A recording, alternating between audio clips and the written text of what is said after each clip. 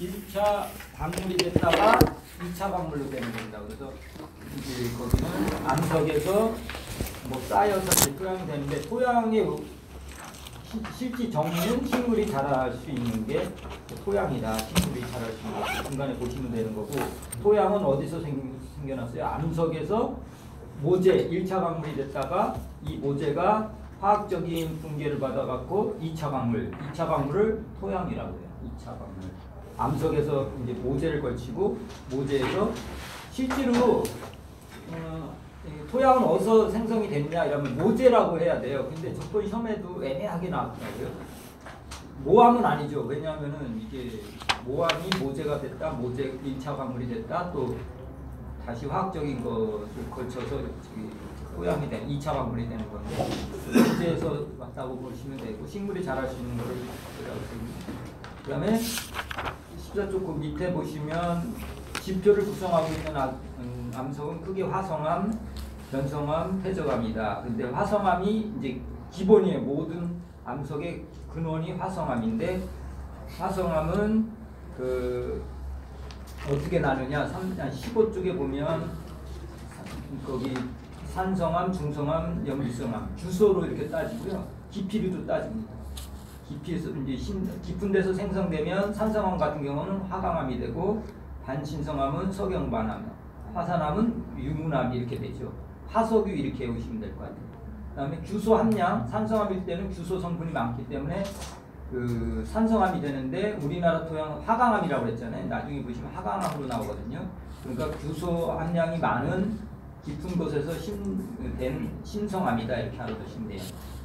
그 다음에 이제 뭐 중성암도 있는데 섬섬암 이 깊은 데서 26에서 52% 규소 함량, 섬섬암 이렇게 보시면 되고 염기성암이 있는데 반이연 이렇게 보시면 되는데 이거는 제주도 토양이 그렇잖아요. 염기성암인데 규소 함량이 적어요, 그죠? 규소 함량이 적기 때문에 염기성암이라고 해요. 여기에는 이제 뭐 철과 마그네슘 이런 게 많이 들어있고 어두운 색을 띠고 그다음에 우리나라 터키 같은 경우는 이 염기성암이면서 분출암 표면에 있는 그 이제 암석 이게 현무암이거든요. 제주도에 있는 거고 화강암은 우리나라 중부지방에 있는 게 그런 거예요. 그래서 다시 14쪽으로 가서 그럼 화성암은 주요 광물이 석영, 장석, 은모, 각성석, 피석 뭐 이런 식으로 돼 있고 장석과 은모는 풍화가 이제 되어갖고 점포 형성되는데 석영은 그냥 모래 입자로 남는다 이 정도 알아두시면 되고 아까 얘기한 것 15쪽 밑에 보면 우리나라는 화강암이다.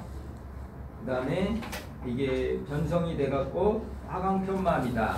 그 다음에 어두운 색을 띠고 있다. 저 염기성암은 철과 마그네슘 함량이 있어서 어두운 색을 띈다. 이렇게 알아두시면 되겠습니다. 그 다음에 퇴적암이 있습니다. 이게 이제 퇴적암, 화성암이 이제 분해가 되면서 이제 층층이 쌓이는 거. 첫 번째 줄은 성층암, 침전암 이렇게 불러요. 퇴적암을 이제 쌓여서 그게 화성암이 이제 붕괴되면서 층리를 이룬다고 해서 성층암, 침전암, 퇴적암이라고 부르고 그 표면에는 거의 다 이 퇴적암이 75%가 덮여 있대요. 수성암이라고 돼요. 수성암. 물에 의해서 퇴적이 됐기 때문에 수성암, 침전암, 퇴적암. 퇴적암에는 뭐가 있어요? 사암, 여암, 혈암, 석회암, 응애암 이런 게 있고요. 요게 이제 화성암하고 퇴적암이 이게 압력과 고압 17조 맨 위에 뭐 고압과 고열을 받아 변성작용을 받아서 변성암이 되는 거예요. 그래서 변성암은 판상이나 편상이나 주상 이렇게 돼요. 이게 압력을 받기 때문에 이게 납작해지겠죠. 그리고 치밀하고 무게가 비중이 크다. 그 다음에 치밀하기 때문에 또 풍화에 잘 견딘다. 이렇게 생각하시면 되는데 뭐 이런 거 나는지 모르겠어요. 뭐 전파람은 혈암과 이암 이게 저기 혈암과 이암이 뭐예요? 혈암은 퇴적암에 있었죠. 이게 변해서 전파암이 되고 또 전파암은 또 천매암으로 되고 사암은 규암되고 뭐 석회암은 또 대리석으로 되고 이런 거 그냥 알아두시면 될 것 같고요. 지금 18쪽에 보시면 이제 풍화를 하는데 이제 그 지금 계속 1차 강물에 이제 중점적으로 얘기하는 거예요. 1차 암석이 풍화되는 그런 이제 과정인데 지금 1차 강물에 대한 걸 얘기하는 거예요. 암석이 이제 1차 강물인데 18쪽 표를 보시면 1차 강물이 있어요.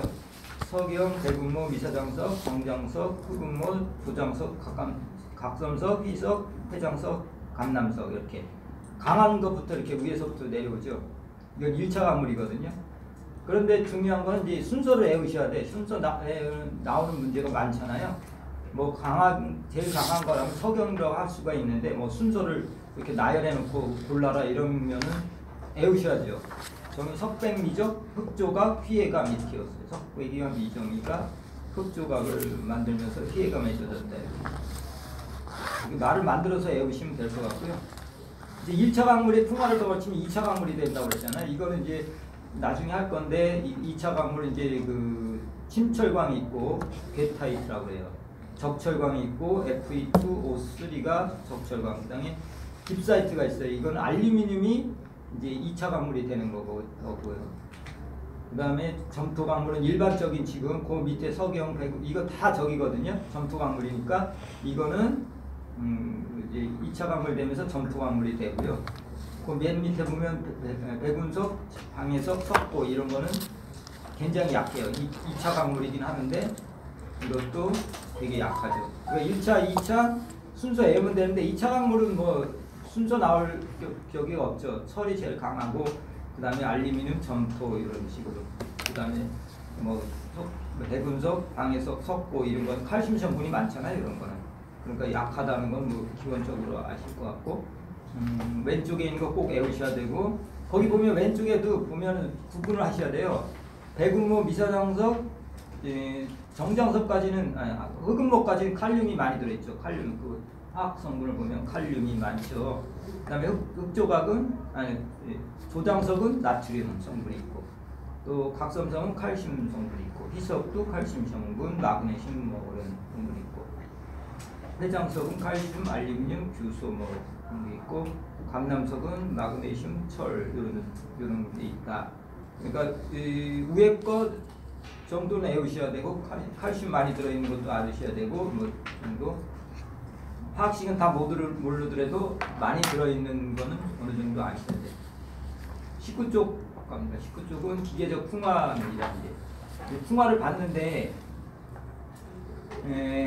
이게 규칙적으로 이게 결정을 이뤄서 이제 원래 이제 암석들이 결정을 이뤄서 이렇게 붕괴하는데 이거를 입상 붕괴라고 그래요. 결정들이 이거는 이제 부피 변화에 의해서 이렇게 되는 거고요. 방리라는 게 있습니다. 이 그림에 보시면 양파 껍질 이렇게 벗기지 하는 건데 이건 온도 변화. 방리는 온도 변화, 입상 붕괴는 부피 변화 이렇게 써놓으시면 되고요. 절리면 아래로 쭉쭉쭉 갈라지는 거고 파쇄는 불규칙하게. 요것도 가끔가다 나와요. 용어 설명하는 입상 붕괴, 방리, 절리면 분리, 파쇄 이렇게 알아두시면 되고요. 이제 화학적 붕괴로 가겠습니다. 화학적 붕괴는 20쪽 맨 밑에 있는데 용해라는 게 있고 용해라는 녹는 거죠. 물에. 그 다음에 가수분해는 물에 녹아서 아예 없어지는 거예요. 그렇죠? 수화도 마찬가지고. 그 다음에 21쪽 배우는 가면 산성화, 산화 이런 거. 이게 화학적 풍화죠. 화학적 풍화. 그래서 화학적 풍화 개념 다 아셔야 돼요. 그 가수분해가 있습니다. 중간에 보시면. 이게 정장석이라는 화학식을 못 외우시더라도 거기 물과 만나잖아요. 중간에 그 화학식 보시면 물 만나서 물은 없어지고 물이 이 고체에 스며들었어요. 완전히. 그래서 이런 걸 가수분해라고 해요. 첫 번째, 두 번째도 마찬가지고 수화는 물이 남아있죠. 그게. 그죠? 적철광 같은 경우도 갈철광이 되는데 뭐 세 개의 물이 있잖아요. 그렇게. 물이 남아있는 건 수화라고 하고 가수분해는 없어지는 거라고 포함이 돼서 없어지는 거라고 생각하시면 될 거예요. 가수분해, 수화 구분해야 되고 그 다음에 21쪽 밑에 산성이 있어요. 산성은 탄산과 유기산에 의하여 공급되는 수소가 가속화돼서 이제 수소에 의하여 가속화된다. 그래서 이제 탄산화되는 거죠. 산화가 되는 거죠. 이산화탄소가 물하고 합쳐서 탄산화가 되고 뭐 이런 과정이에요. 정장석이 그다음에 카올리나이트 되고 탄산 칼륨이 생성되고 이런 게 밑에서 두 번째 이런 게 다 뭐예요? 산성화 되는 거죠. 산성화 그죠? 산성화 되는 거죠. 산성화. 또 중요한 거는 이제 거기 22쪽에 보면 산화가 있어요. 산화는 뭐 철로 생각하시면 돼요. 철이 공기 중에 있으면 결합이 되잖아요. 그러면서 아니면 물하고 결합이 되면서 이게 이제 철이 이제 산화가 쉽게 되거든요. 거기 보시면 그 화학식 맨 밑에 그 세 번째 줄 보면 철하고 뭐 산소, 물하고 이렇게 합해져서 이게 괴타이트라는 게 돼요. 침철광이라는 게 되는데 이렇게 산소가 이쪽에 그 철하고 합쳐지는 이런 과정을 산화라고 그래요. 산화. 그냥 화학식 몰라도 이건 뭐 학식을 외우라는 얘기는 아니고 의미를 아셔야 돼. 여기 산소가 있고 산소가 그 나중에 반응해서 산소가 있으면 산화라고 생각하시면 돼요. 특히 철 같은 걸 예시를 주거든요. 철 있는 거. 그러면 이거 산화다 이렇게 해야 돼요. 요새 그런 시험 문제 많이 나와요. 작년인가 올해도 그런 문제 나왔어요. 산화냐, 뭐 수화냐. 그러니까 학식을 외우라는 게 아니고 개념을 좀 아시라는 얘기예요. 이거 뭐 다 학식을 언제 해요? 학전공한 사람들 다 못해요. 개념만 아시면 되는 거고요. 그 다음에 쭉 넘어가서 풍화에 대한 걸 계속 얘기하는 거예요. 24쪽 보겠습니다. 풍화를 하는데 거기 보시면 제자리에서 남아서 이제 풍화가 돼서 경사지 같은 데는 중력에서 퇴적하는데 제자리에 남아있는 걸 잔정모제라고 그러고 뭐 이렇게 이동하는 거를 운정모제라고 그래. 그건 아시겠죠? 이제 그 자리에서 쌓이는 걸 잔적, 이거 운정모제 이렇게 됐어요. 그런데 이제 폴리로프라는 그 과학자가 있나봐요. 이 사람은 그럼 풍화에서 운반되는 걸 어떻게 계산을 했냐면은 바다에 가서 보니까 성분이 떠내려온 거를 갖고 이제 계산을 해보니까 어떤 거는 많이 떠내려오고 어떤 거는 적게 떠내려오고 그래서 적게 떠내려온 거는 풍화가 잘 안 되는 거고 또 많이 쌓여 있는 거는 풍화가 돼서 바닥까지 내려온 거잖아요. 그래서 25쪽에 보면 폴리노프가 네 가지로 이제 그거를 구분했어요. 염소하고 항산을 1단계, 2단계는 칼슘, 나트륨, 마그네슘, 칼륨, 알칼리 금속과 알칼리 토류 금속이 이제 그리고 2번째로 이상이라고 그러고 3상은 이제 잘 안 내려오는 거죠. 반토 규산염 이런 거, 그 다음에 규산 성분이 많이 있는 거, 그 다음에 4상은 철과 알루미늄 당연히 가동률이 낮겠죠. 왜냐하면 무거우니까. 그거로 갖고 했는데 요거 네 가지 외우시는 게 좋아요. 1상은 염산, 황산, 2상은 칼륨, 나트륨, 마그네슘, 칼륨, 3상은 반토 규산염, 4상은 철과 알루미늄. 이 정도 알아두시면 되고요.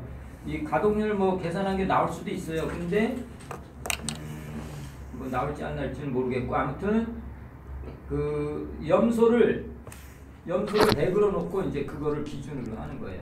계산을 하는 거예요. 염소가 기준이다 이렇게 알아두시면 돼요.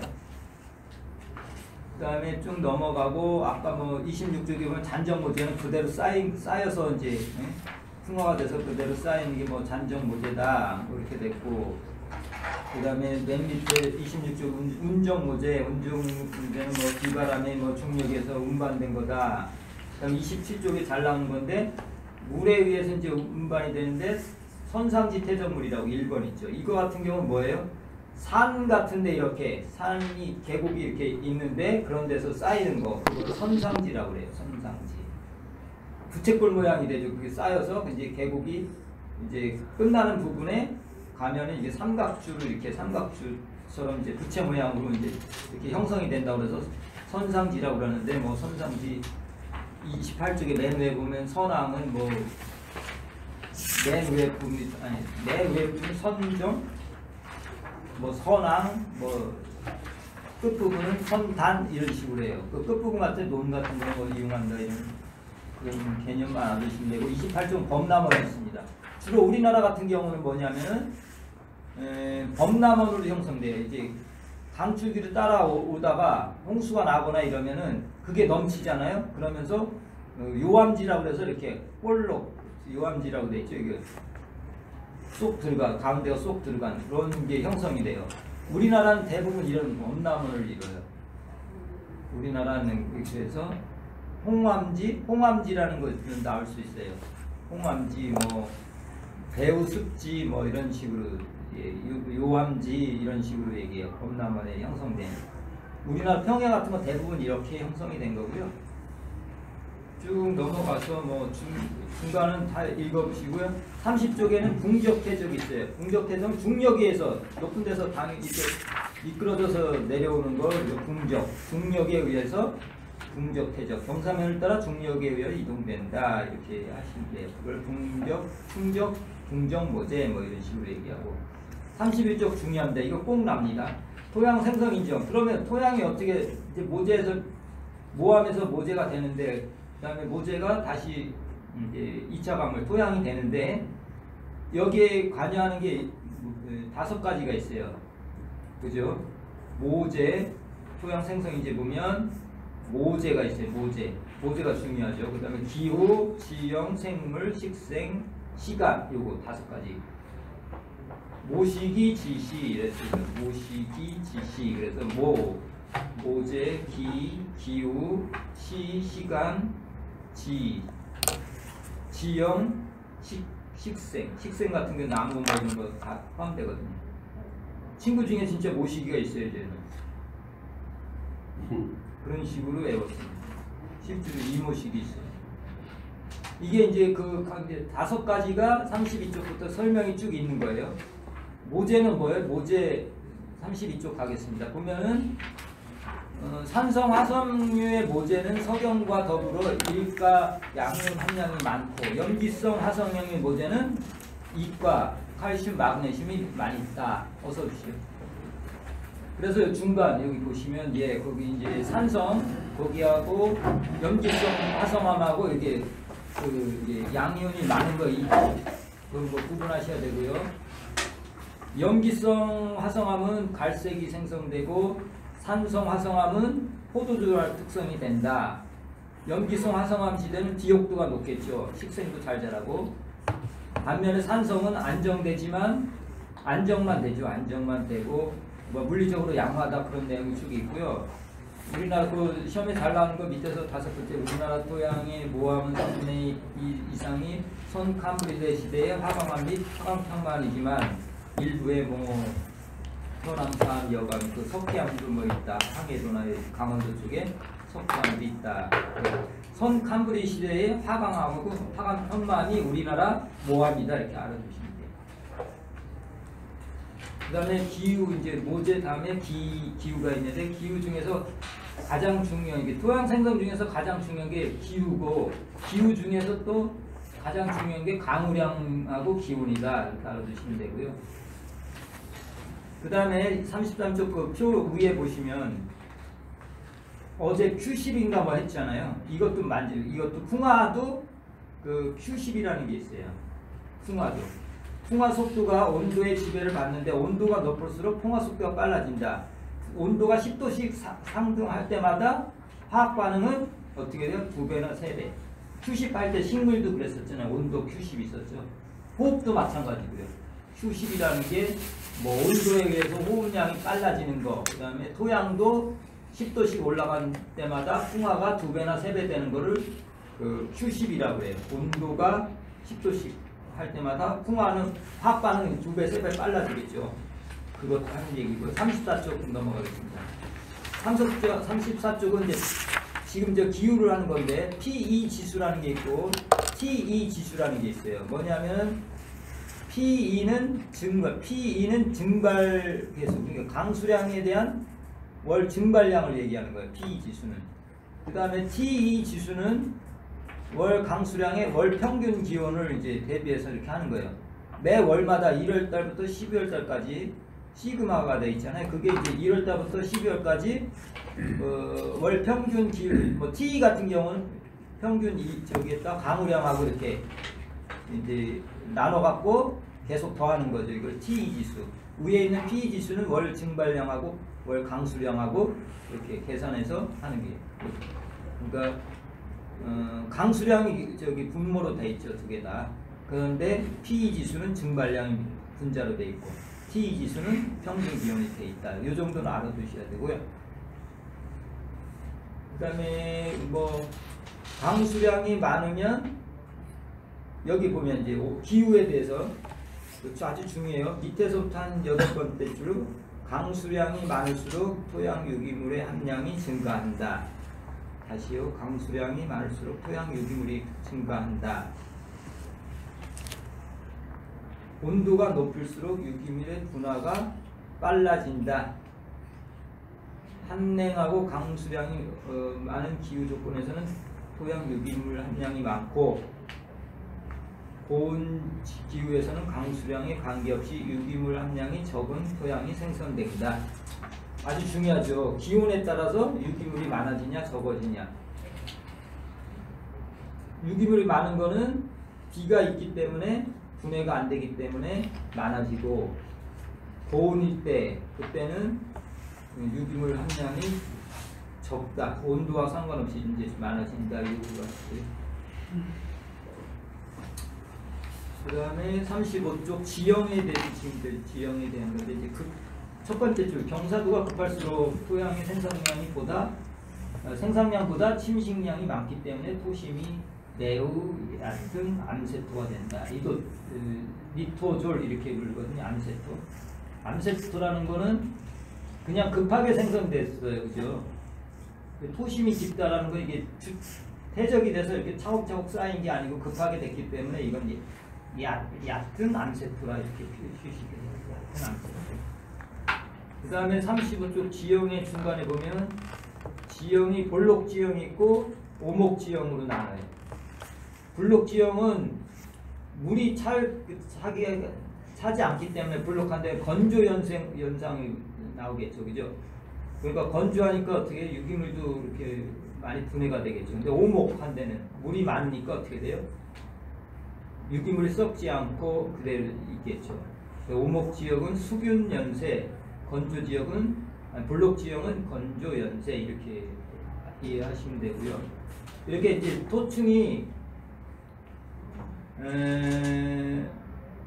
중간에 그러므로 동일 모재가 동일한 시간 동안 토양 생선 자극을 받으면 평탄지는 두lun지보다 수수량이 많아지기 때문에 물질의 이동량이 많아 비층의 구조가 발달하고 점토의 함량도 많아지며 표층은 용탈로 인하여 pH와 점토 함량이 적어진다. 평탄한 지역에서는 지금 지형을 하고 있는데 평탄한 지역에서는 비층 구조가 발달할 수 있고 표층은 그 용탈이 되죠. 빗물 같은 데서. 그런 얘기고요. 여기 보시면 이런 게 있어요. 토양 생성 작용은 같은 평탄지의 경우에는 지하수위에 따른 영향을 많이 받는다. 지하수위라는 거는 물이 욕조를 받아놓고 그런 걸 생각하시면 돼요. 물이 많이 차 있는 걸 지하수위가 높다고 생각하시면 되고요. 얕은 거는 지하수위가 낮다라고 생각하시면 돼요. 지하수위가 높으면 어떻게 되겠어요? 유기물 분해가 안 되겠죠. 근데 지하수가 낮다 그러면 이제 건조하다고 생각해야 되죠, 그죠? 욕조에 물을 받아놨는데 물이 없어요. 그럼 건조하잖아요. 지하수위가 낮은 거잖아요. 그 다음에 높아요, 지하수위가. 그러면 물이 높이 차 있다고 생각하는 거예요. 그러면 그 썩지 않겠죠. 그러면 유기 함량이 많아져서 총 질소 함량이 적어진다. 중요한 거죠. 지하수위가 낮은 표층은 유기물 분해량이 많아지고 분해가 빨리 되죠. 지하수위가 낮은 데는 건조하니까. 그래서 총 질소 함량이 적어진다. 또한 뭐 이런 것도 읽어보시면 되고요. 그다음에 생물로 넘어가겠습니다. 생물은 뭐 식생을 얘기하는 거죠. 식물 중에서 대표인자는 식물이죠. 식생이 이제 그 지구 그 표면에 토양을 생성하는데 중요한 역할을 하는 거예요. 식물들이. 이걸 식생이라고 그러는데 36쪽에 보면 뭐 산림, 초원, 사막현, 간목림 뭐 이렇게 되는데 그거는 뭐 중요하지 않은 것 같아요. 그 중간에 보시면 식생 유기물의 주 공급원이며 초지에서는 뿌리 조직이 분해 물질 축적으로 어두운 색깔의 A층이 발달한다. 초지에서는 뭐가 발달해요? A층. 그 다음에 산림 지역에서는 낙엽의 축적으로 O층이 발달한다.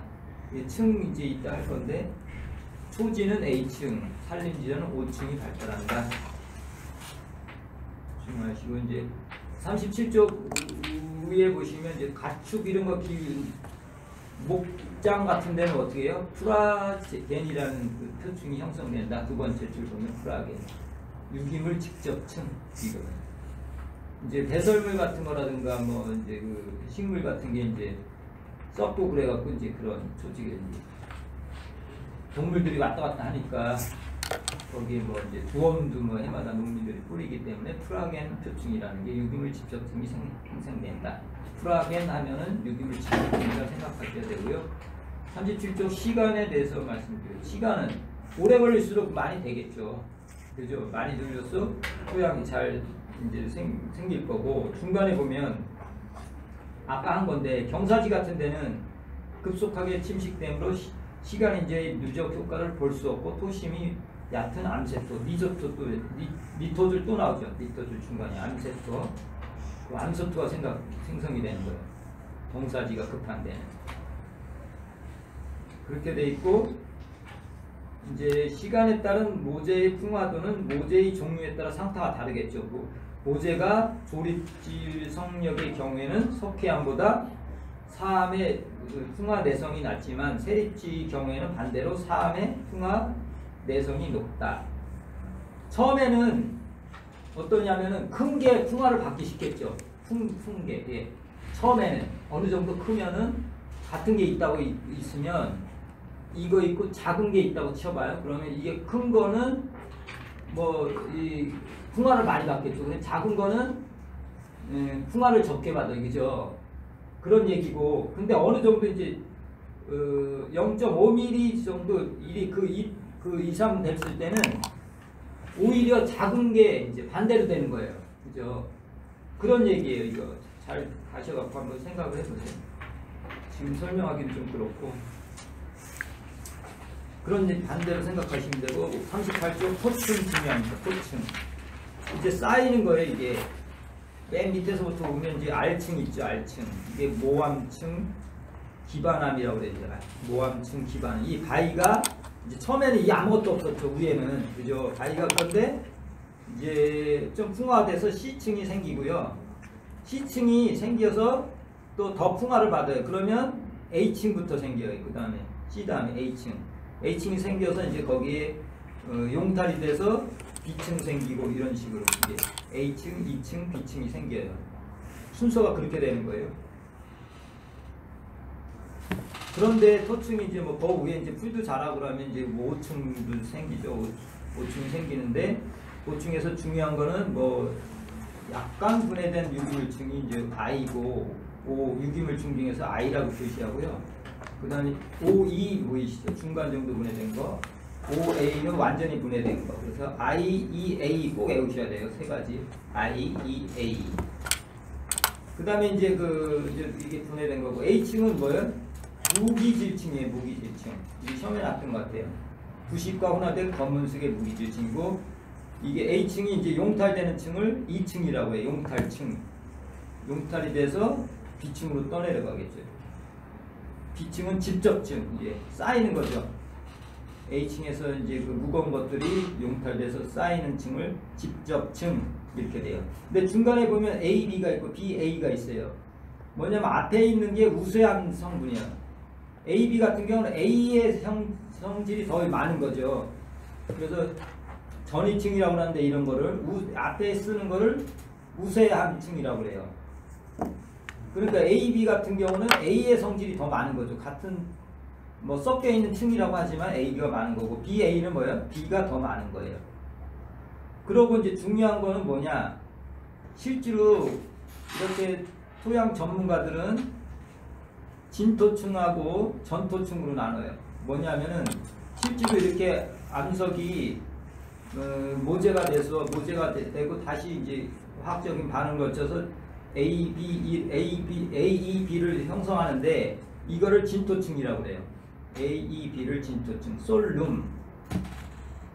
다시요. A, E, B층만 진토층이고 전토층은 A, E, B, C까지 합쳐서 전토층이에요. 모함은 어떻게 되겠어요? 모함은 저기 토층에 이제 전토층에 안 들어가죠. 5층도 마찬가지. 구분하셔야 돼요. 요 위에 있는 거 보고 글자를 보시고 해야 돼요. 여기 그림이 잘못 설명됐으니까. A, E, B층이 이제 진토층이라는 얘기죠. A, E, B라는 게 진토층이고 A, C까지 합치면 이걸 전토층이라고 하는 거예요. 그러니까 R층하고 5층 같은 거는 이게 층이 진짜 토층이라고 생각은 안 하는 거죠. 그 구분하셔야 되고 39쪽에 보셔요.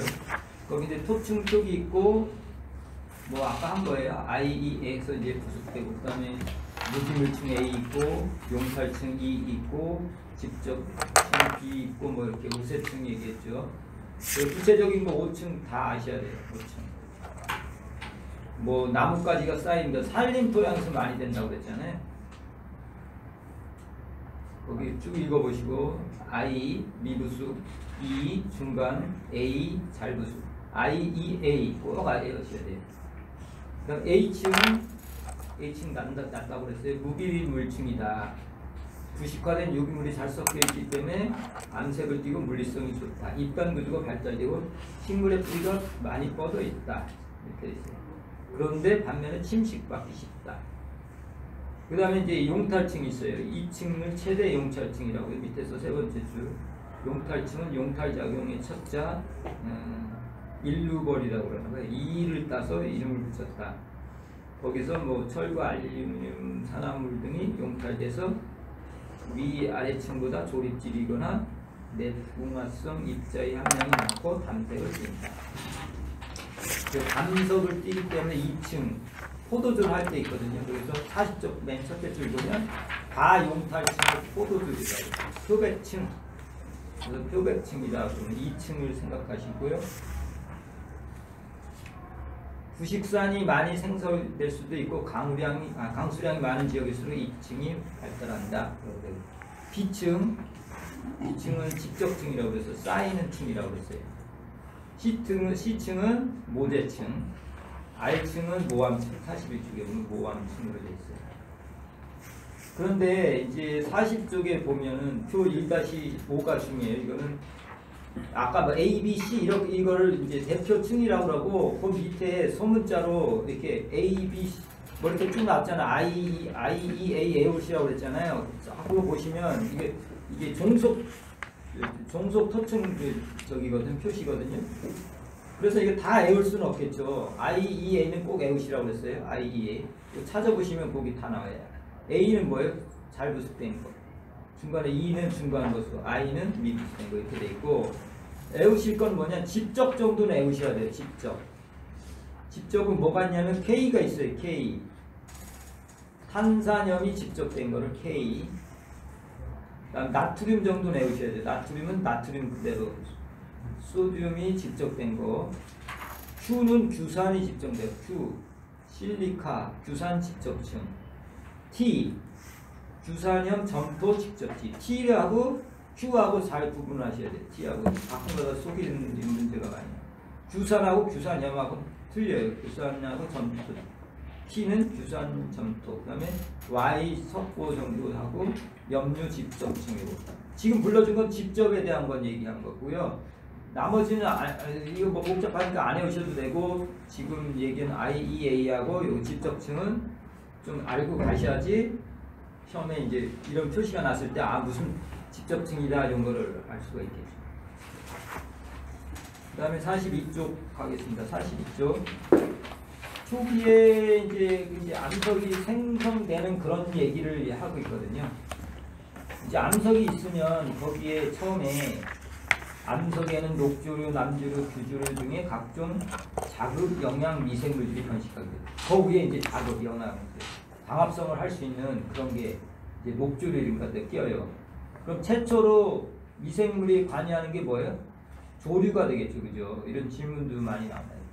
다음 공부할 때 조류, 녹조, 남조, 규조 뭐 이런 게 이제 자급이 있다가 자급 밑에 이제 배설이 하면 곰팡이들이 있겠죠. 타급, 그걸 타급 영양세균인데 전균류, 사상균, 당성균에서 서식해요. 그러면서 거기서 내뿜는 그런 것이 바위를 이제 저기 하게 되겠죠. 분해시키게 돼요. 그래서 그 밑에서 5번째 그 뭐 몽몰리오나이트가 일라이트 같은 걸 생성한다. 이런 그 알아두시면 되고요. 그다음에 점토 생성 과정이라는 건 이제 모함이 더 잘게 부서져서 1차가 해서 분해돼서 2차 된다고 그랬어요. 2차 토양이 된다고 그랬잖아요. 그래서 1차 강물은 모재라고 생각하시면 되고 2차 강물은 그냥 토양이라고 생각하시면 돼요. 그래서 43쪽 그 표 중요하거든요. 이따가 이제 화학적이 할 건데 규소하고 알루미늄층 이렇게 대표적인 게 토양은 이렇게 알루미늄 규소층하고 알루미늄층으로만 돼 있어요. 이렇게. 그래 규소가 2대 1층 그러니까 규소가 2개 있고 알루미늄이 그러니까 바깥으로 규소가 있고 가운데 하나 있으면 이게 이제 그 2대 1층이거든요. 그런 걸 뭐냐면 칼륨, 마그네슘 이런 게 작용을 하는데 칼륨이 많은 그 알칼리 같은 경우는 일라이트라고 그러고요. 그 다음에 칼륨하고 철이 많은 게 그라우코나이트라는 게 있어요. 그 다음에 이제 마그네슘이 많은 걸 몽몰리오나이트, 베델라이트 이거 마그네슘이 많은 거고요. 그 다음에 또 마그네슘하고 철이 많은 거는 버뮤큘라이트 이렇게 해요. 이거 2차 광물인데 이 뒤에서는 할 건데 기본적으로 이렇게 이제 2대 1층에는 이런 종류가 있다. 그 다음에 규소 한 층하고 알루미늄 한 층이 이렇게 결정을 이뤄갖고 붙어 있는 거는 1대 1층이라고 하는데 이게 뭐예요? 강산성을 띠면서 카올리나이트, 아울리사이트 바깥에 있는 거예요. 그죠? 그러니까 우리나라 층은 이제 카올리나이트의 저기 토양이거든요. 이게 이제 2차 광물 이름을 이렇게 카올리나이트, 아울리사이트라고 이렇게 부르는 거예요. 1대1로 된 거를. 그런데 우리나라는 카올리 저기인데 1대1 층이면서 강산성이죠. 그죠? 우리나라 토양. 나머지 2대 1층은 다른 나라에는 그런 2대 1층이 많고 그래서 이제 알칼리성이면서 이렇게 뭐 이런 점토 광물을 하는 거고 갈색화 작용이 있어요. 갈색화 작용은 이제 철하고 산소하고 아까 얘기했어요. 철하고 거기 하면 산화라고 그랬잖아요. 이것도 이제 물 같은 데 가면 이제 그렇게 이제 반응을 해요. 물하고. 그래서 토양이 갈색으로 변한다고 해서 갈색화 작용이라고 해요. 쭉 설명 내용을 쭉 주고 다음 중 무슨 작용이냐 그러면 뭐 거기 쭉 내용을 보시면 이제 갈색화라는 게 표시는 안 돼 있지만 뭐 가수산화철 뭐 이렇게 수분이다 뭐 건조가 반복되면서 갈색이 아닌 적갈색을 띤 뭐 친철광이 변한다 이런 거는 뭐예요? 갈색화 작용이겠죠. 철이 성분이 많은 거는 물하고 산소나 물하고 해서 이제 이런 갈색이나 적색 색깔을 띠는 것을 갈색화 작용이라고 해요. 그 다음에 44쪽 그 표도 중요하긴 한데 넘어갈게요. 복잡한 거예요. 지금은 44쪽 4번 철 알루미늄 직접 작용. 이건 뭐냐면은 우리나라에는 잘 나타나지 않은데 이제 그 철하고 알루미늄 안은 45쪽에 그림처럼 된 토양이 있어요. 이런 건 이제 열대 수변 열대 지방에서 비는 많이 내리고 이런데 이게 반복을 하거든요. 강수량이 많고 그러면 이거 철하고 알루미늄 무거워서 안 떠내려가겠죠. 그 표면에 남아 있어요. 건조할 때도 물만 수분만 빠져나가고 그러니까 이게 막 딱딱한 철하고 알루미늄이 뒤섞여 있는 이런 토양이 생성되는데 이거를 라테라이트 토양 밑에서 두 번째 줄 프린타이트 철결기 뭐 라토줄 프린타이트 라토줄 뭐 이런 거는 다 철하고 알루미늄을 딱 떠올려야 돼요. 이 그림을 생각하시면서 이거를 라테라이트 철하고 알루미늄이 그 결정을 이루면서 이런 땅은 못 쓰겠죠. 그죠? 딱딱해 철마 소리 뭐 이게 식물이 자라겠어요? 이런 땅 빨갛게 돼서 뭐 이거를 라토졸 거기 뭐 그림 밑에 보면 라토졸 라테라이트를 똑같은 얘기였다. 카리오슬 뭐 그다음에 똑같은 옥시졸 그러니까 옥시졸 하면 철과 알루미늄 라테라이트 하면 철과 알루미늄 프린타이트 하면 철과 알루미늄 딱 생각하셔야 돼요. 그 다음에 45쪽 부식 직접 작용이 있어요. 부식이라는 거는 이제 유기물들이 이제 표면에 쌓이잖아요. 이거를 이제 하는데 모어라고 그래요. 밑에서 세 번째 줄 조부식 모어 아직 안 된 거. 아까로 치면은 I 정도 되겠죠. 그죠? I 이걸 모어라고 그래요. 중간된 거를 모더, 완전히 부식된 거는 물이라고 해요. 입상, 부식 이렇게 세 가지로 나눠요. 이건 부식할 때 또 할 건데 46쪽에 보면 모아는 조부식이라고 써요. 들썩은 거. 그 다음에 모와, 모더, 물이라고 했어요. 물은 완전히 썩었죠. 완전히 썩어서 이제 부식이 토양이 됐는데 pH가 얼마예요? 4.5에서 6.5 되고요. 산성이 돼요. 부식은 썩으면. 그 다음에 이거는 입상 구조로 갈 때 H를 이룬다. 물은 그렇다는 얘기고요. 모더는 중간적인 성질이라고 했어요.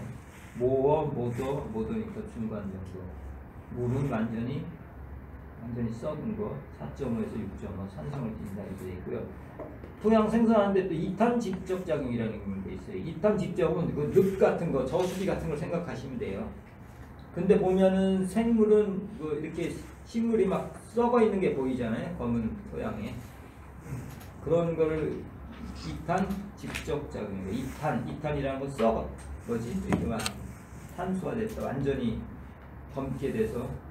그런데 특이한 거는 분해 식물 유체가 육안으로 이렇게 식물을 식별할 수 있다. 이 정도 알아두시면 됩니다. 갈색화가 있어요. 회색화가 있어요. 회색화는 갈색화하고 좀 비슷하죠.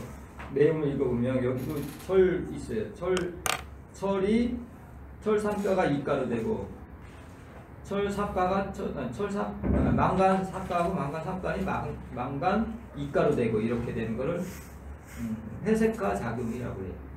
이것도 철하고 관계된 거고요. 이런 건 세 번째 줄 수직 배수가 잘 안 되고 투수 불량지가 돼 있고 지하 수위가 어때요? 높은 곳에서 물이 발생한다. 물이 많은 곳에서 지하 수위가 높은 데서 생성이 된다. 이걸 회색화 작용이라고 해요. 염기 용탈이라는 것도 이제 생성이 되는데 염기 용탈이라는 거는 이게 강수량이 많을 때 그렇죠. 빗물에 의해서 씻겨 내려가는 거고 용탈이라는 게 씻겨 내려가는 거고 거기 보면 이제 뭐 점토가 기계적으로 이용하는 거예요. 점토는 마이크로 미터 이하의 새 점토라고 하거든요. 요런 게 이제 하층으로 이동해서 A층보다 B층에 점토 함량이 많아지는데 이거를 이제 그 점토의 기계적 이동이라고 하고 거기 보시면 미숙토에서 반숙토, 완숙토, 과숙토로 이제 이렇게 생성이 돼요. 미숙토라는 거는 엔티졸, 여기다 써놓으면 돼요. 미숙토 엔티졸, 가끔가다 나와요. 엔티졸. 반숙토는 인셉티졸, 그냥 우리나라만 써놓으세요. 완숙토는 알피졸, 과숙토는 울티졸 이렇게. 이제 완숙토는 뭐예요? 네? 완숙토? 완숙토는 알피졸. 이제 토양 12목을 나눌 때 이제 알피졸 그러면 완전히 성숙된 거 완숙토 알피졸이라고 하고요. 다시요. 엔티졸, 인셉티졸, 알피졸, 울티졸 이렇게 순서가 이렇게 발달된다는 거예요.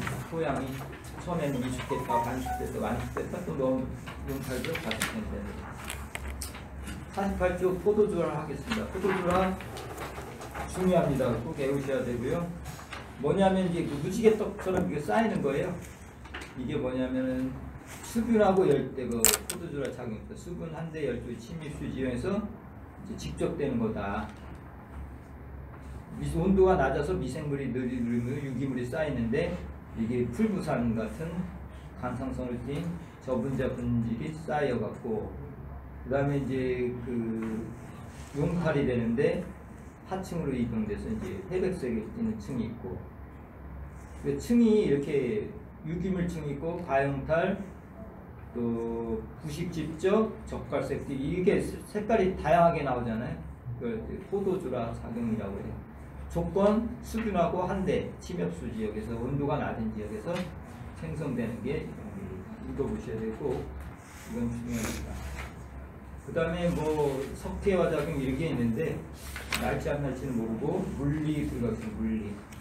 시험에서 제일 많이 나오는 거 물리예요. 물리. 토양에 대해서 이제 흙을 여기다 같이 퍼놨다고 생각하시고 이제 지금부터 설명 잘 드릴게요. 토양은 뭐를 세 가지로 돼 있어요. 모래, 미사, 점토로 돼 있어요. 그죠? 자갈 같은 건 쳐주지를 않아요. 그걸 이제 모래, 미사, 점토 이런 걸 갖고 토성이라고 해요. 이게 얼마나 썩혀 있냐, 구성이 어느 정도 돼 있냐, 그거를 토성이라고 해요. 토성. 그 다음에 뭐 구조, 밀도, 공급률, 수분 함량, 견지도, 온도, 색 같은 게 다 물리적인 거죠. 그냥 토양의 물리적 성질 뭐 구분하는 것도 쉽게 나오겠죠. 그 물리적 성질로는 다 알으셔야 되고요. 토성은 아까 얘기한 모래, 미사, 점토를 갖고 12가지로 나눠요. 그리고 여기 보면 뭐 있고 53쪽 보겠습니다. 흙을 여기에 떠났는데 보면은 간단한 고상하고 삼상으로 돼 있어요. 흙말 꼭중에서 고체 성질을 띤 고상과 이제 공국이라고 하는 액상하고 기상. 근데 공국 속에는 뭐예요? 액상하고 기상이 되겠죠. 근데 액상은 공국 중에 수분이 차 있는 거고요. 기상은 공기가 차 있는 거예요. 그래서 여기 이제 삼상이라고 해요. 삼상. 삼상은 중요하겠죠. 이게 왜냐하면 공국이 있어야지 식물이 호흡도 하고 거기서 수분도 빠져나가기 때문에 삼상은 상당히 중요해서 이제 그거에 대한 거는 이 뒤에 이렇게 계속 나올 거예요. 이제 토성이라는 거 대충 아시죠? 그러면 토성은 이제 모래, 미사, 점토 구분할 줄 아셔야 되죠. 55쪽 내부배출 0.002 mm 이하. 그죠? 제일 작은 거죠. 숫자 꼭 외우셔야 돼요. 마이크로미터라면 2마이크로미터예요. 그죠? 2마이크로도 아셔야 되고, 이산은 0.002에서 0.05, 모래는 0.05에서 2mm까지다. 그래서 어느 정도의 크기냐 그러면 점토 같은 경우는 거의 안 보여요. 여기 그림 나와 있죠. 모래를 0.05로 했을 때 그 점점점으로 돼 있잖아요. 실제로 안 보여요. 우리 0.002mm이기 때문에 점토를 이렇게 만졌을 때 뭐 느낌도 없을 정도예요. 엄청 작은 거죠. 점토가.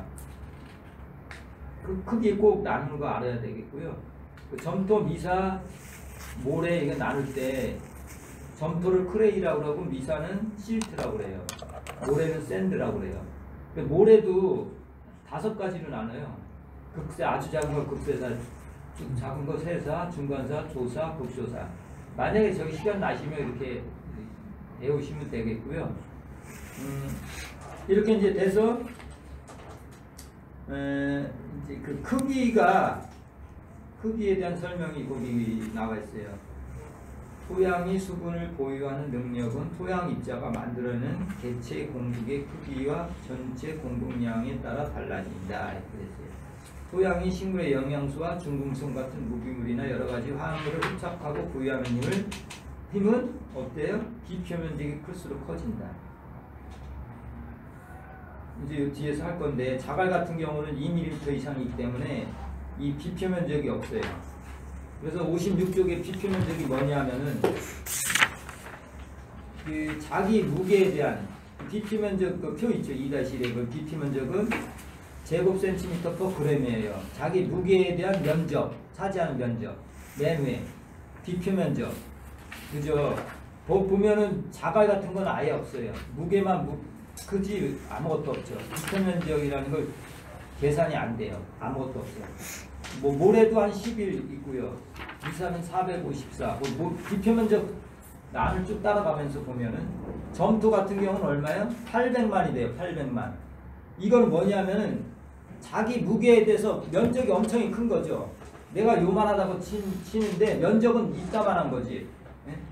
이거 800만이 되는 거지. 나의 무게는 1g이라고 치면은 이거는 면적은 800만이 되는 거예요. 그러니까 자기 무게에 비해서 엄청나게 능력을 발휘할 수 있는 거죠. 그러니까 수분을 보유한다든가 아까 무기양분을 보유할 수 있는 게 점토예요.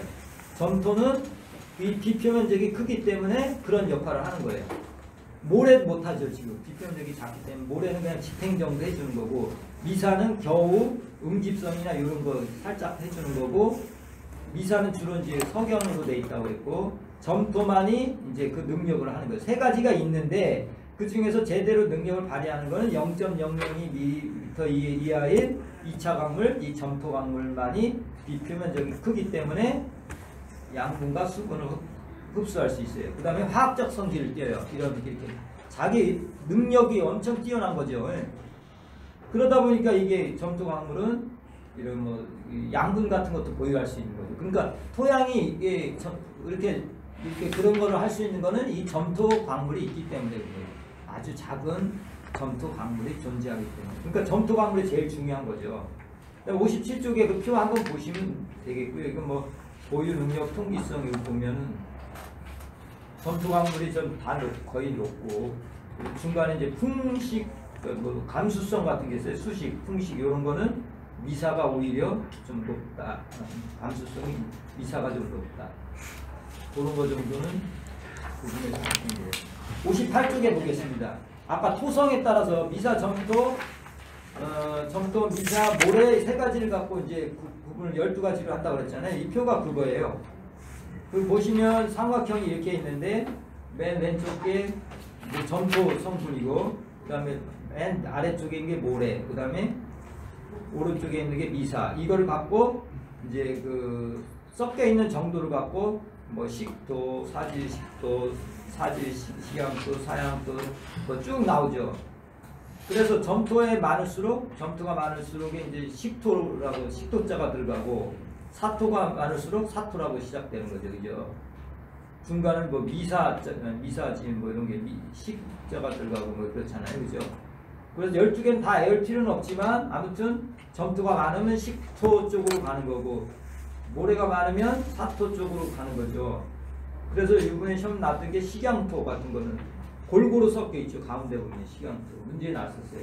다음 중 비율이 가장 골고루 섞여 있는 토양 이름은, 그래서 뭐 1번 사질식토, 2번 뭐 식양토, 뭐 3번 양토 뭐 이렇게 나왔는데 답은 식양토였죠. 그죠? 보시면 그 정도는 그냥 알으셔야 된다는 얘기죠. 골고루 섞여 있다, 식양토. 특성을 아셔야 돼요. 이거 그냥 뭐 애울 필요는 없고요. 복잡하죠. 넘어가겠습니다. 그럼 이제 뭐냐, 62쪽 토성을 이제 이렇게 하는 거예요. 이제 토성이라는 건 이제 그 12가지 이거를 이제 판별해내는 거거든요. 당연히 모래는 뭐예요? 까칠까칠한 느낌이 되겠죠. 느낌 갖고 촉감법 지금 얘기하는 거예요. 이제 토성 성질을 이제 결정하는데 느낌으로 하는 거. 모래는 까칠까칠한 거, 미사는 미끈미끈하고 점토는 끈적끈적한 건 당연히 알겠고요. 또 그림처럼 이렇게 그 엄지 손가락하고 그 사이에다 중간 손가락하고 이렇게 이제 이거 저기 하는 거예요. 밀어요. 집게 손가락으로 이렇게 엄지 손가락으로 밀어갖고 띠를 만드는데, 사토는 이제 안 되겠죠. 부서지겠죠. 근데 양토는 2.5cm가 안 돼요. 양토 2.5, 식양토 5cm, 식토는 5cm 이상 이렇게 돼요. 다시요. 양토 2.5, 식양토 5cm, 식토 5.5cm 이상 이렇게 되는 거고, 그 다음에 이제 실제로 이제 그 크기를 재보는 거예요. 뭐냐면 63쪽에 가는 거예요. 이 크기를 입경 분석이라고 그래요. 그걸 입경 분석. 어떻게 하느냐?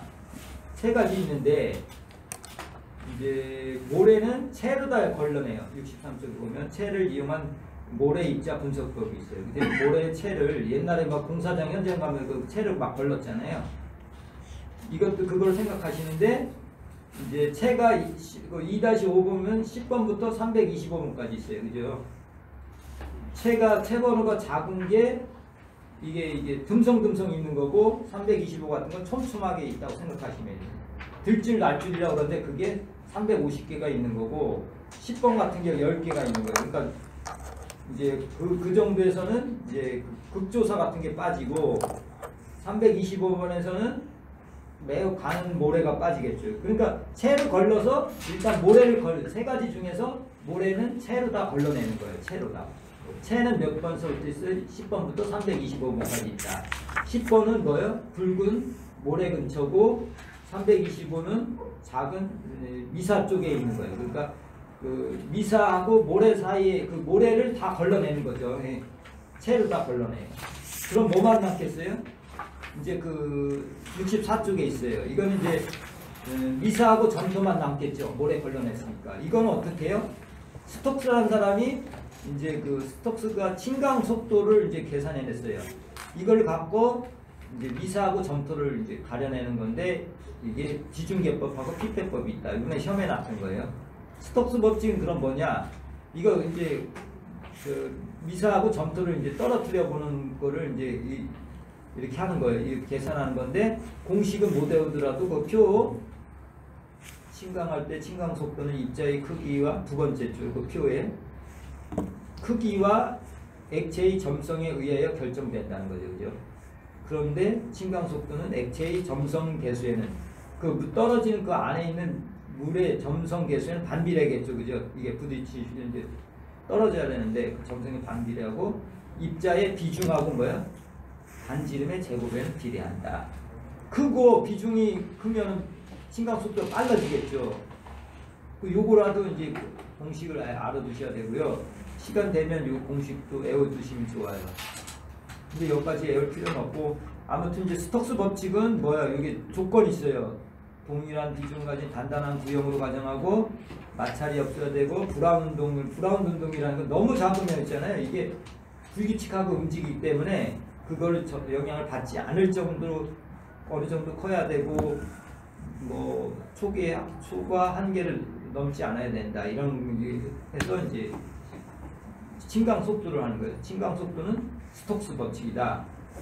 그러면 이제 떨어뜨려 보니까 65쪽에 보니까 크기에 따라서 0.05 미사는 2.6 비중일 때 46초가 걸렸어요. 그죠? 중간에도 보시면 46초. 그 다음에 0.02는 얼마요?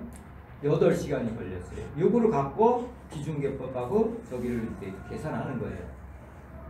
뭐냐면 피폐법은 뭐냐면 1리터짜리의 그 시린더 그림을 보세요. 1리터짜리 시리에 현태각을 이제 막 섞어서 여기에 뭐만 있어요? 미사하고 점토만 있겠죠.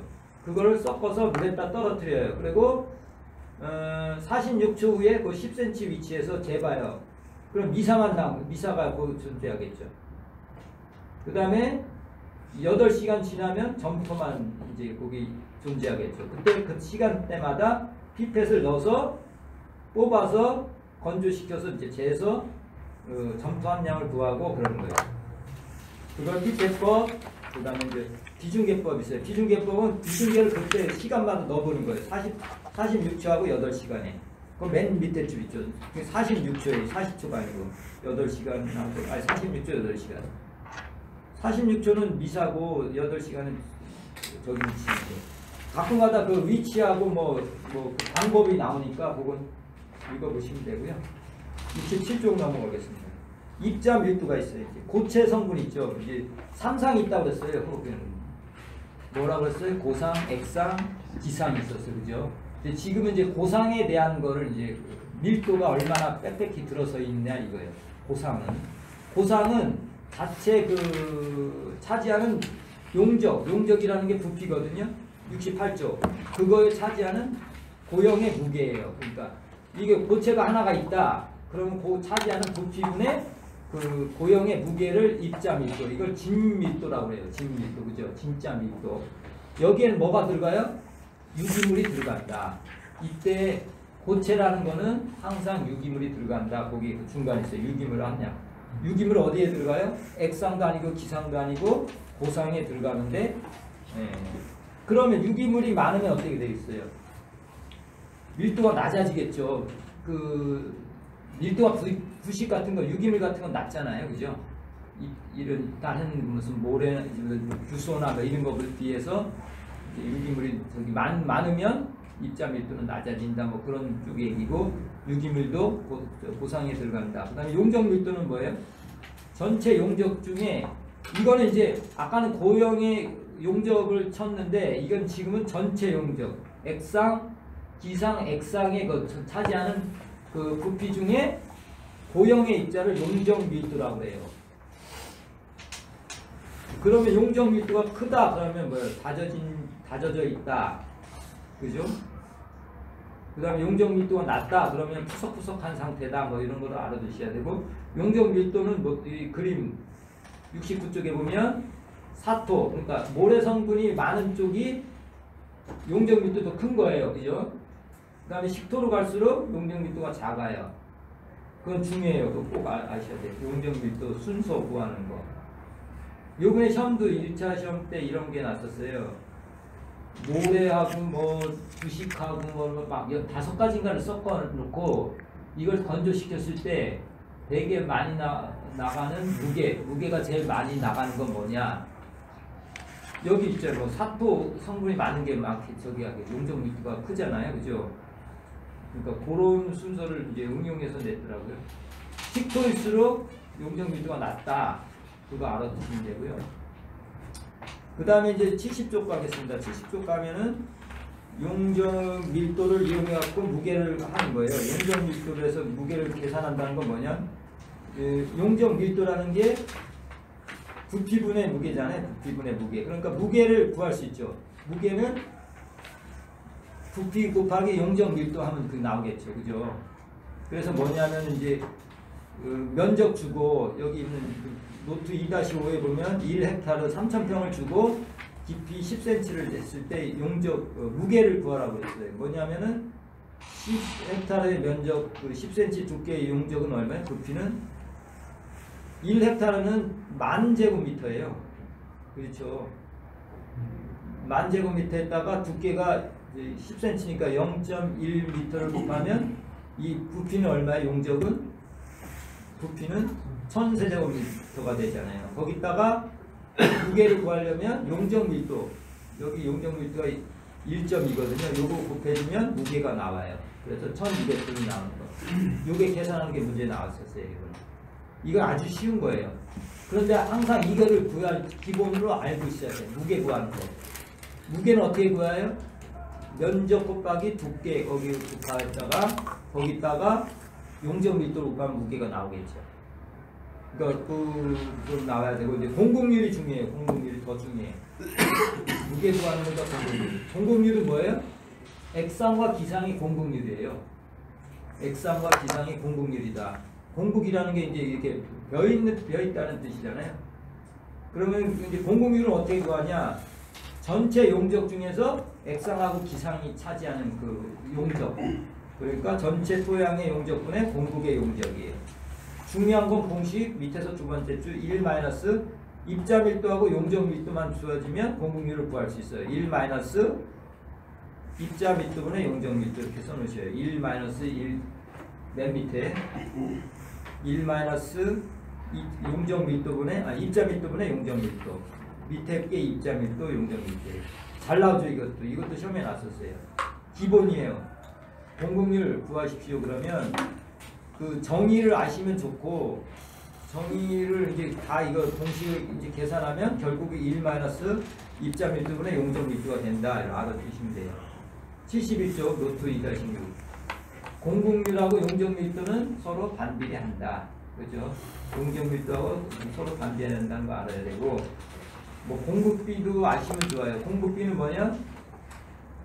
고상의 부피분의 공급의 부피. 그러니까 고상 부피분의 액상과 기상의 부피를 공급비라고 해요.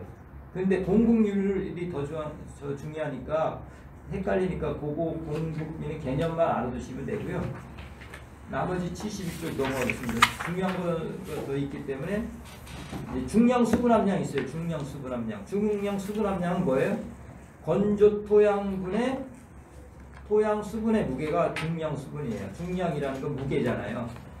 수분의 무게가 얼마나 되냐? 문제 낼게요. 이거 계속 물어본 건데, 이게 이 토양이 있어요. 이게 토양이 이게 100kg이에요. 이게 100kg 이게 건조기에다 돌렸어요. 그랬더니 90kg가 됐어. 이거 중량 수분 함량 얼마예요? 네? 중량 수분 함량. 건조토분의 수분 함량이니까 뭐야? 9분의 9, 그치? 90 90분의 10이죠. 그죠? 9분의 1이 되겠죠. 왜냐하면 100이지만은 이게 건조통 무게는 아니잖아요. 처음에 이제 했는데 건조 때 돌려보니까 90이니까 90이 밑으로 분모가 되는 거고 10kg가 날라갔잖아요. 그죠? 100에서 10kg 났으니까 90분의 10이 답이죠. 그러니까 9분의 1이 되는 거예요. 중량 수분하는 건 그런 개념이고, 용적 수분 함량은 수분의 그 부피를 계산하는 거예요. 좀 복잡하죠. 이건 뭐냐면은 전체 용적 중에 수분의 용적을 차지하는 거예요. 이거는. 그래서 이거는 어떻게 하느냐? 중력 그가 여기가 여기 보시면 여기 표가 있을 거예요. 여기 보시면 이쪽에 여기 보시면 그걸 요거를 중량 W처럼 되어 있지. 오메가인데 W처럼 되어 있는 거 있죠. 이게 중량 수분 함량이에요. 그 다음에 그 옆에 있는 밑에 있는 분자가 용적 밀도고 위에 있는 게 용적 수분 함량이에요. 그래서 결국은 뭐냐? 용적 수분 함량이라는 거는 그 중량 수분 함량에다가 용적 밀도만 곱해주면 용적 수분 함량이 나와요. 다시요. 그 공식 써놓으세요. 거기 여기다가 이게 중량 수분 함량이에요. W처럼 생긴 게 중량 수분 함량. 그다음 여기에 있는 게 용적 밀도, 위에 있는 게 용적 수분 함량. 그 용적 수분 함량 구하려면 어떻게 돼야 돼요? 용적 수분 함량 이게 밑에 있는 게 분자가 이쪽으로 가면 되잖아요. 그러니까 중량 수분 함량 곱하기 용적 밀도가 용적 수분 함량이 된다 이렇게 하시면 돼요. 그죠? 좀 어렵죠. 74쪽 보겠습니다. 공국이라고 얘기했어요. 공국은 엄청 중요해요. 공국은 뭐예요? 액상과 기상이 있는 그 토양 속에 들어있는 공간을 공국이라고 해요. 액상, 기상을 생각하시면 돼요. 공국의 역할은 뭐예요? 공기하고 물하고 들어있잖아요. 그죠? 공국 속에는. 그러니까 중요하죠. 그런데 공국 중에도 대공국이 있고 소공국이 있어요. 소공국은 뭐예요? 물을 갖고 있어요. 그 다음에 대공국은 공기를 갖고 있어요. 원리는 뭐냐면은 공국이 있는데 이따가 이제 모세관 현상이라는 걸 할 거거든요. 모세관 현상이 있는데 이 굵기가 틈새도 관이라고 생각하는 거예요. 틈새도 관이라고 생각하는 거예요. 그죠? 그래서 관을면 거기에 물이 그 모세관 현상처럼 쭉 빨려 올라가요. 가는 공국에는. 근데 큰 공국에는 못 달려오겠죠. 그러니까 거기에 공기가 차 있는 거예요. 그러니까 지금 흙 속에 이렇게 만져보면 축축하잖아요. 이게 다 모세관 현상으로 인해서 올라와 있는 거예요. 실제로는 중력에 의해서 다 빠졌다가 비가 와서 이제 하루 이틀 지나면 원래대로 하면 다 빠질 거 아니에요. 근데 물이 밑으로 중력수에 내려갔다가 그 모세관 현상을 타고서 공국이 가는 소공국에는 물이 다시 올라오는 거예요. 거꾸로. 그냥 그냥 올라오는 게 아니고 응집력이라는 거 있잖아요. 물은 서로 응집력이 있어요. 물 분자끼리 이제 이렇게 따라 올라오는 거 그런 원리 때문에. 그래서 이제 소공국에는 물이 돼 있고 대공국에 뭐가 있어요? 공기가 돼 있다 이거죠. 그건 원리를 아셔야 되죠. 그리고 이제 대공국, 소공국은 지금 얘기한 것처럼 대공국에는 공기. 대공국이 많으면 어때요? 공기가 많이 통기성이 좋고, 소공국이 많으면 어때요? 수분이 많아서 이제 수분이 많고 그렇게 되겠죠.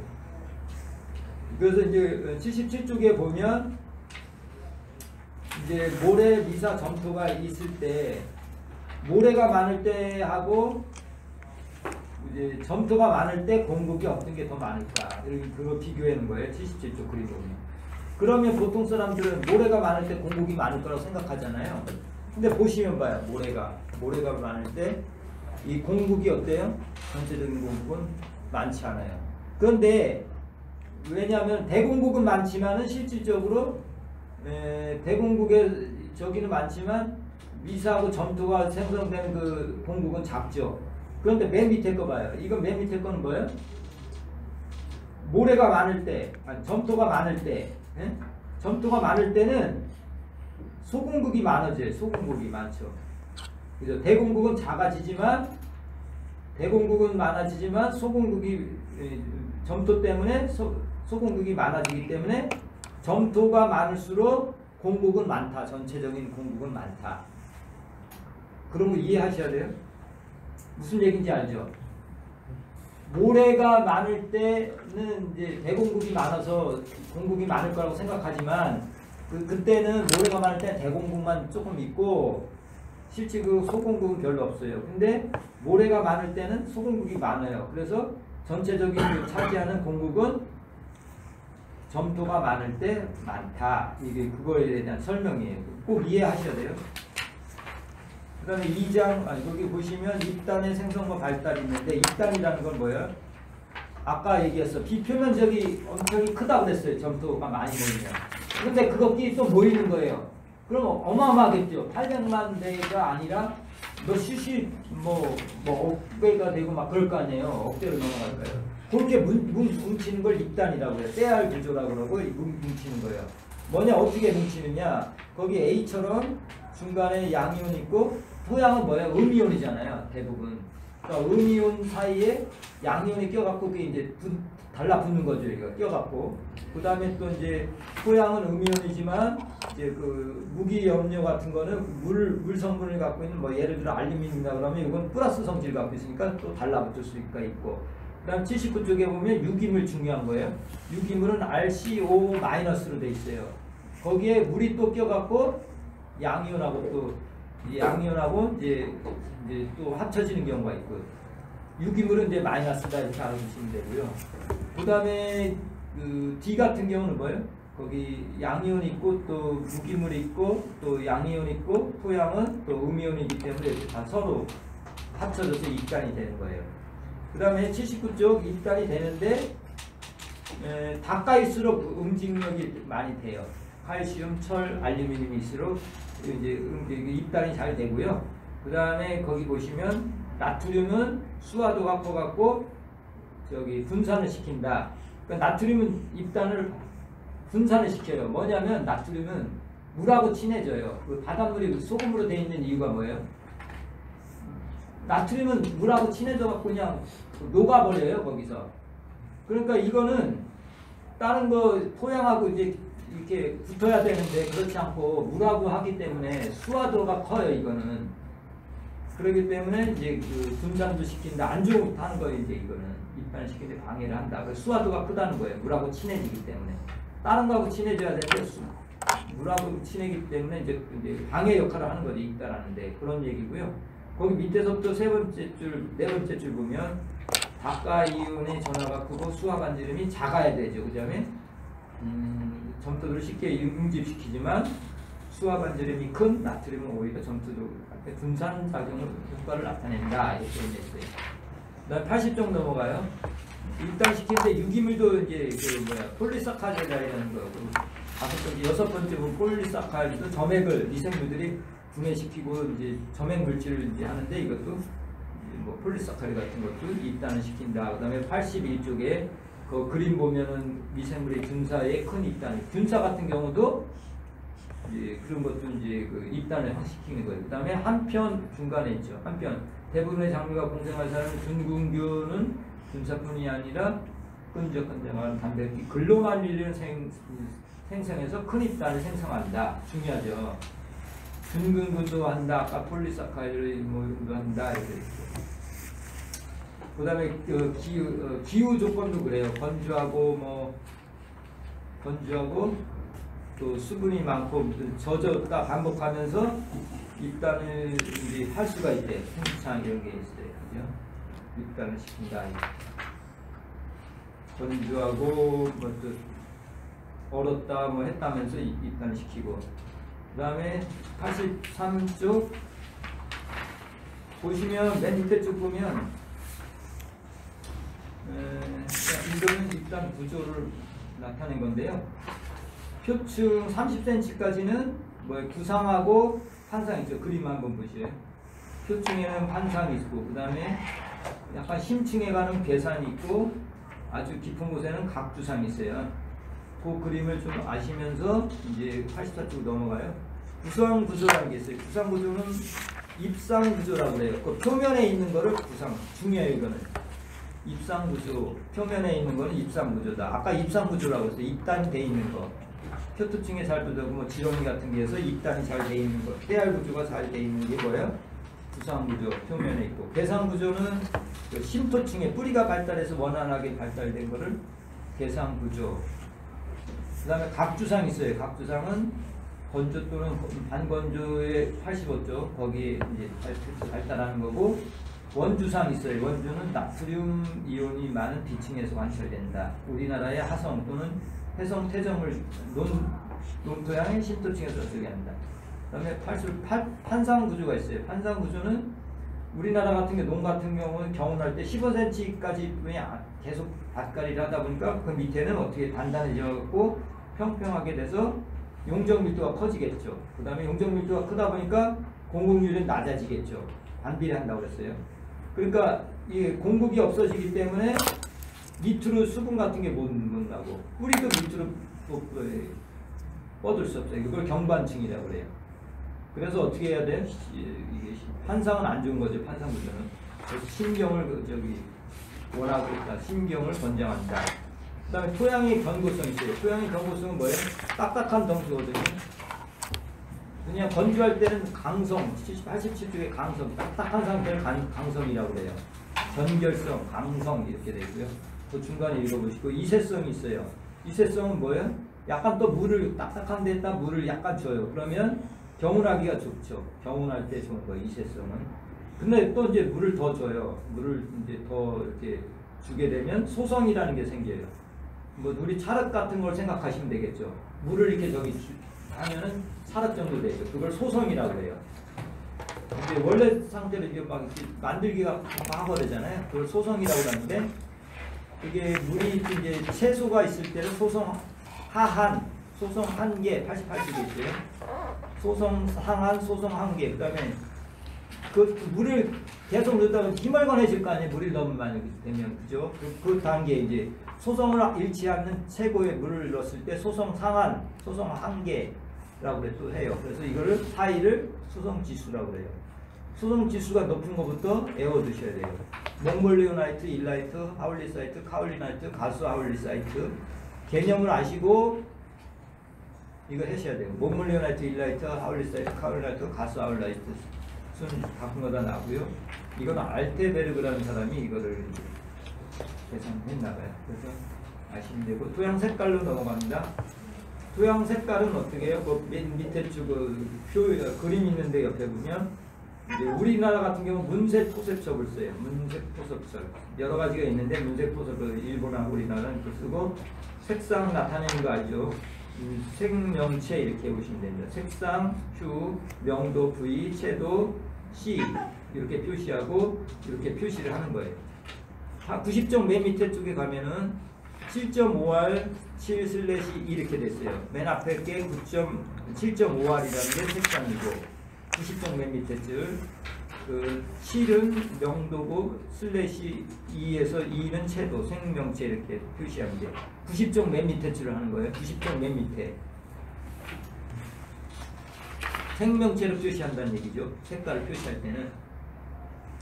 그래서 90쪽 우회를 읽어보시면 뭐 색상은 빨간색이 뭐 5개로 나타내고, 그거를 10개로 나눠갖고 다시 4개로 나눈다. 그래서 40개가 나온다고. 색상은 40개가 나오고, 명도는 밝기 정도잖아요. 그래서 흰색이 10이고 검은색은 10개인데 7개 단계가 나온다네. 토양의 명도는 7에서 8까지인데 7개로 구분한다 이렇게 되어 있고, 채도 91쪽에 보면 6단계로 나타납니다. 2, 3, 4, 6, 8 이렇게 2, 3, 4, 6, 8 이렇게 채도, 선명도가 채도라고 해요.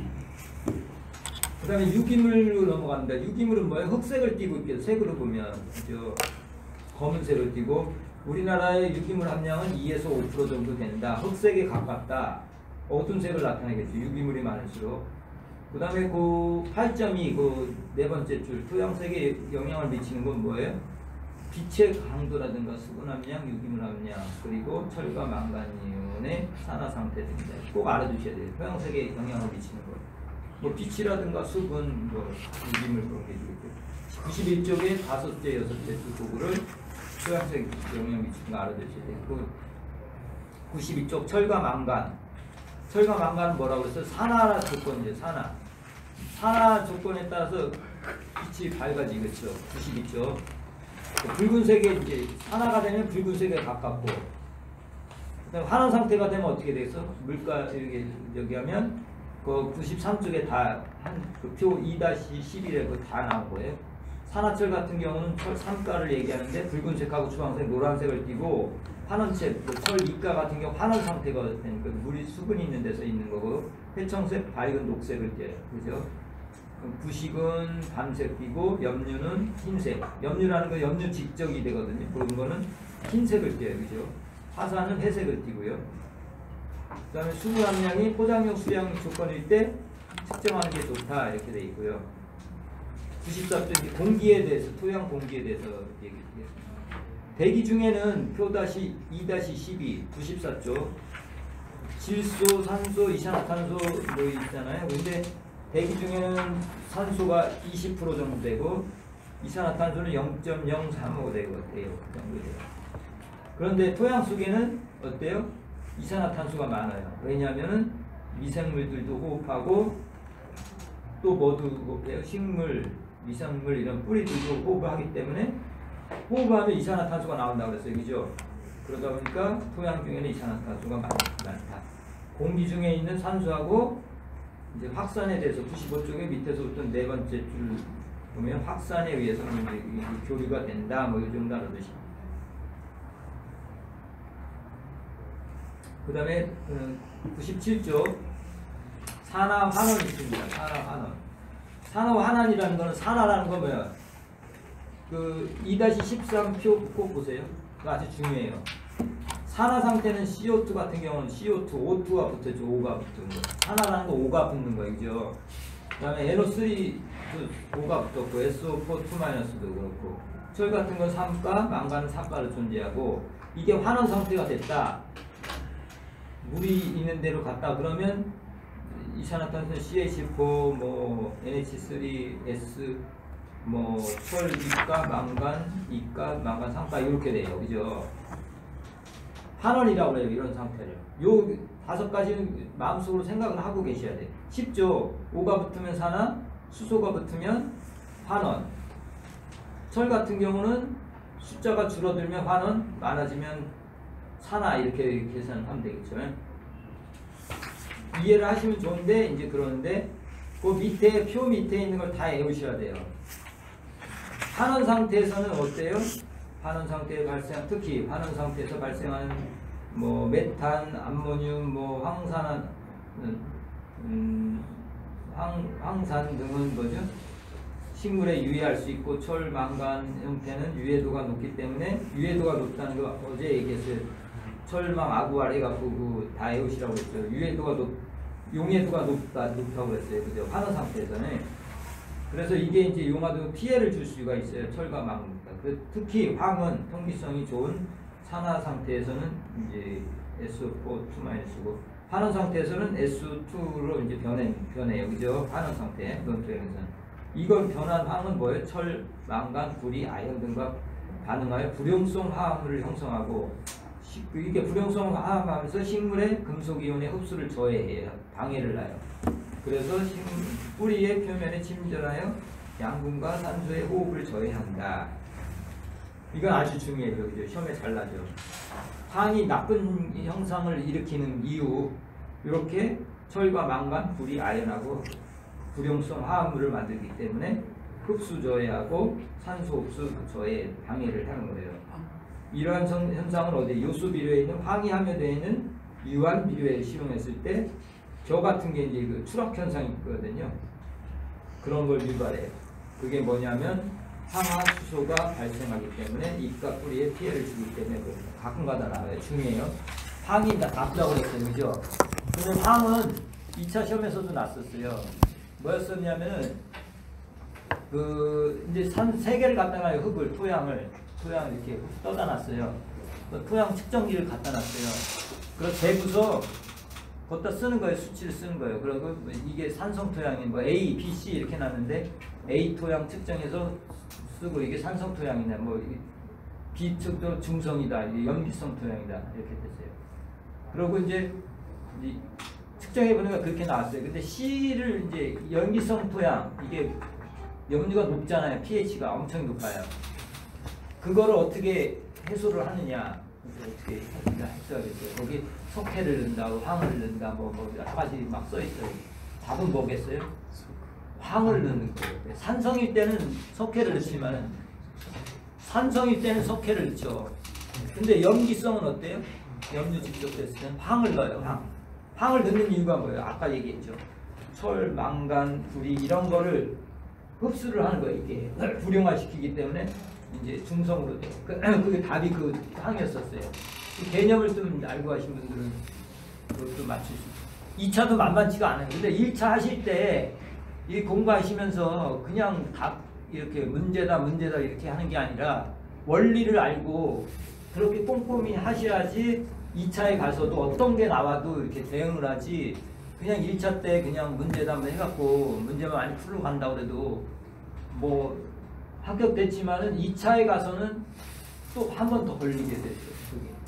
내가 볼 때는 그냥 공부하시더라도 이게 뭐 비생물적, 뭐 병리 이런 거 다 하잖아요. 그게 다 2차 때 다 그 쓸 때 아니면 측정하고 할 때 다 저기가 되는 거예요.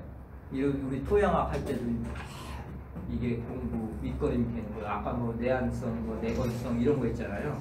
그런 것도 다 쓸 수가 있어야 돼요. A4 용지 한두 장 정도는. 왜 내건성이 잘 뭐 그런 거 견디시는 거. 첫 따지면 뭐 조금 엄청